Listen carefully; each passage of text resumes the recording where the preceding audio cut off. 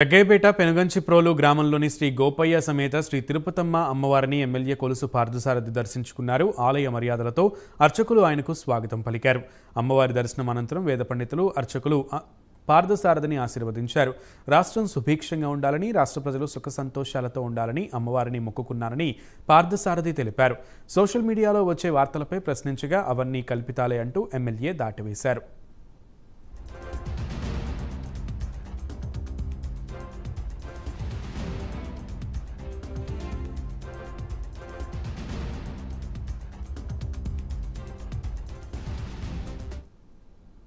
సుభిక్షంగా ఉండాలి, రాష్ట్ర ప్రజలందరూ కూడా సంతోషంగా ఉండాలి అని అమ్మవారిని కోరుకుంటున్నాను. సార్ ప్రజెంట్ మీ మీద సోషల్ మీడియాలో వచ్చే కామెంట్స్ సార్ సోషల్ మీడియాలో వచ్చే కామెంట్స్ ఏంటి సార్?